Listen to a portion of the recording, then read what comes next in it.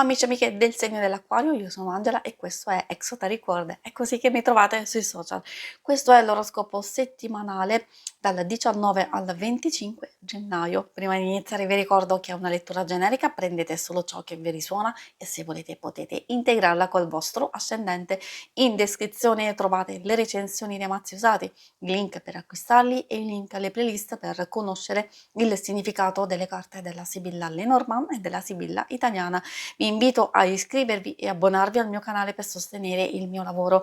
Vi ringrazio moltissimo se lo farete o lo avete già fatto. E adesso partiamo con la lettura, andiamo a vedere principalmente le vostre energie, come andrà la settimana, i segni zodiacali da attenzionare e poi parleremo dell'ambito amore, il lavoro e le finanze.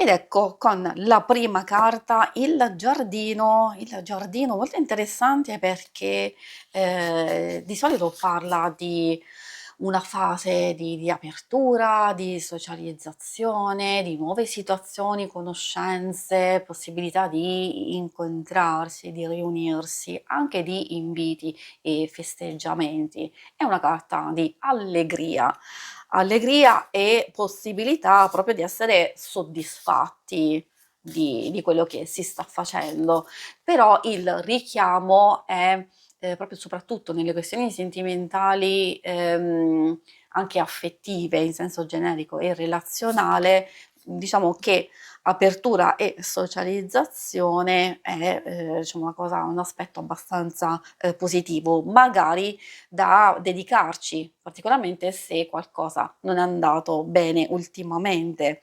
C'è la carta della croce, vuol dire che per certi aspetti può essere una settimana determinante per chiudere con alcune cose, soprattutto con quelle che vi provocano sofferenza, dolore, pesantezza, un disagio, tristezza, eccetera. Quindi quando si presenta proprio davanti a noi questa croce ci fa capire che dobbiamo comprendere cosa lasciare andare, magari è il momento giusto per liberarci di qualcosa o di qualcuno o di mettere da parte alcune questioni per pensarci successivamente e rinunciare non è una cosa negativa, rinunciare vuol dire anche capire e comprendere che abbiamo bisogno di più luce.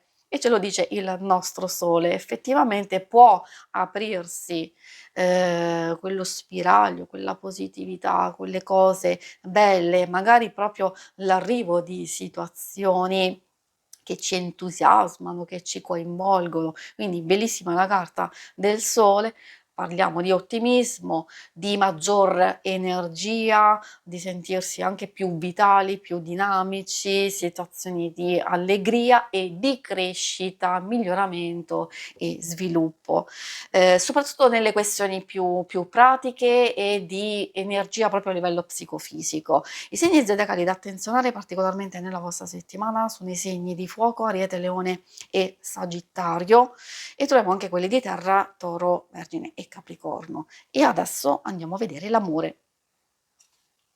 Ambito amore, principalmente coppia single, però alcune cose possono avere a che fare con le relazioni in senso generico, però sicuramente quelle più importanti di amicizia, famiglia, eccetera. Quindi consiglio un po' di ascoltare e se sentite insomma che c'è qualcosa che risuona vuol dire che magari c'è proprio un messaggio da ascoltare per voi. Bellissimo in Bucaneve, parla di tutte quelle situazioni nella fase iniziale dove ci sono dei segnali, un risveglio, nuova speranza, delle cose tutto sommato positive.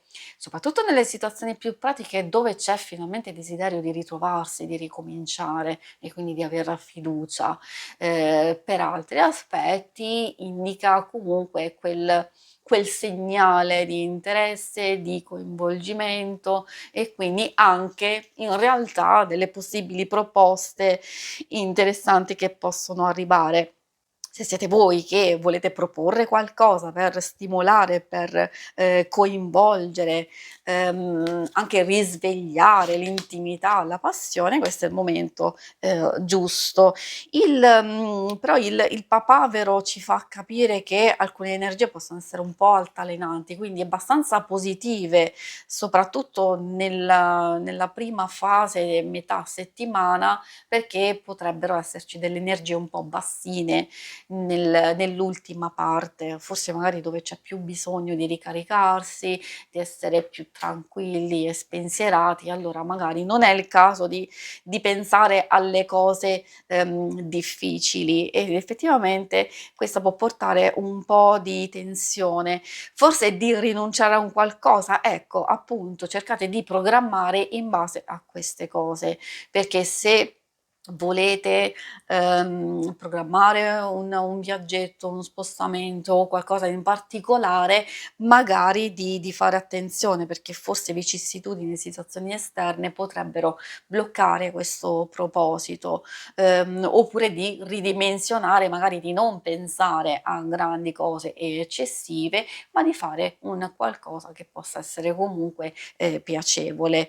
Per i single è vero che quel Bucaneve è abbastanza interessante perché può parlare di nuovo inizio, di, segnali di interesse da parte di qualcuno, può essere un approccio, una persona nuova, un primo anche addirittura un primo appuntamento o un incontro, una proposta da meditare, sentire per la prima volta qualcuno tramite social, eccetera. E quindi ci sono le prime impressioni, le prime, cose che poi insomma, si vedrà successivamente. Ovviamente queste carte dicono di, fare attenzione perché se, si arriva subito a una questione esclusivamente ed estremamente, diciamo, fisica, passionale, allora forse potrebbe esserci qualcosa di ambiguo e di strano. Poi dipende sempre da quello che desiderate, perché se desiderate questo tipo di coinvolgimento e quindi di un'avventura, allora diciamo ognuno è libero di fare quello che crede. Però se invece volete qualcosa di più effettivamente e di non fugace, allora lì riuscirete subito con la vostra, intelligenza a capire in che situazione vi trovate e chi avete di fronte. E adesso procediamo con la parte del lavoro, delle finanze, quindi quella più pratica, dove troviamo una settimana che, può essere molto interessante, soprattutto per incontri, riunioni, collaborazioni, un qualcosa che magari si può anche, muovere successivamente, però è il caso di, discutere insieme, di valutare idee comuni, oppure magari c'è bisogno, di riflettere insieme a persone che possono, capire e comprendere i vostri bisogni, le vostre esigenze.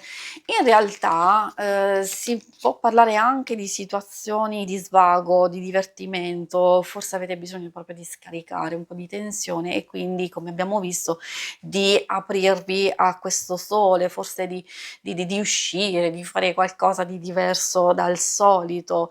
La carta della disgrazia in realtà non deve spaventare, può essere sia positiva perché, di, attuare una rottura decisiva con situazioni e persone che vi bloccano e quindi di agire proprio immediatamente, può essere negativa se magari stiamo accumulando tensione, allora è facile, far esplodere, tutta la nostra rabbia e tutta la nostra frustrazione. Quindi anche qui in realtà possiamo, capire, perché effettivamente può portare liti, discussioni o comunque degli impedimenti, dei problemini che in qualche modo devono essere risolti. Quindi in qualsiasi circostanza magari tenete alta, la guardia, soprattutto se intorno a voi ci sono delle persone un po' sospette da tener d'occhio. Magari ecco, cercare collaborazione, cercare persone comunque di fiducia o anche voi sfruttare la vostra saggezza, allora insomma riuscirete riuscirete a risolvere quanto prima. E per chi è alla ricerca, ovviamente ci sono alcune cose che si possono muovere abbastanza in fretta, magari di non lasciarsi, buttare giù se c'è una delusione, se c'è un qualcosa che non va bene, perché quando si chiude a volte una porta e non va bene una cosa, vuol dire che ci sta aspettando qualcosa di più interessante, di più giusto e adatto a noi. Si conclude qui la lettura, vi ringrazio per avermi seguita. Se volete in alto a destra trovate il logo per iscrivervi al canale, mentre in basso trovate le schermate per vedere il vostro oroscopo mensile e lunare quindicinale. Alla prossima, vi auguro una buona settimana. Ciao!